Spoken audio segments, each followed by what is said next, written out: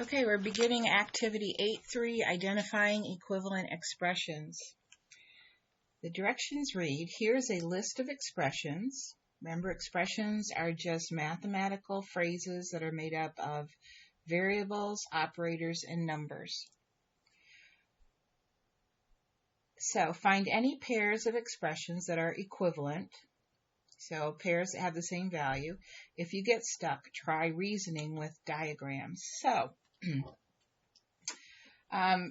let's start with a plus 3. Well, right away, similar to what we looked at in our last exercise, I know it doesn't matter what order I add terms in. They have the same value. So I know a plus 3 is going to be the same as 3 plus a.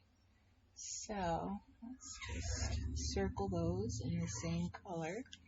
Do I see any others that look like they might be equal to a plus 3 and 3 plus a? I don't spot any right off. So let's go to the next one. A plus a plus a.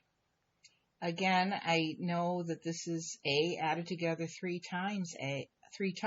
So a plus a is equal to 3 times a. And I see 3 times a right there.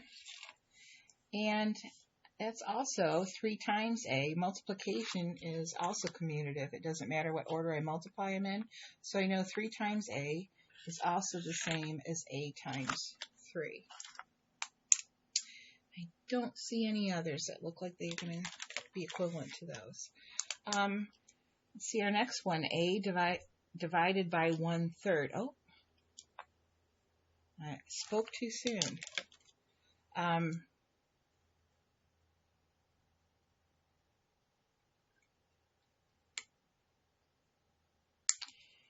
If we think about using our keep, change, flip, when we're dividing by a fraction, it's the same as multiplying by its reciprocal. So a divided by 1/3 is actually the same as a times 3/1, which would be 3a. So this is also equivalent to 3 times a. I almost missed that one. All right. Next we have 1/3 a. 1/3 times a. This is the same as dividing a by 3, which we see we have here, a divided by 3. So a divided by 3 is the same thing as a times 1/3 or 1/3 times a. And then we've got one left. Let's see if they're a pair. And we've talked about this. When you see a variable all by itself, even though there's no coefficient next to it, no number multiplying it, that means it's just 1a.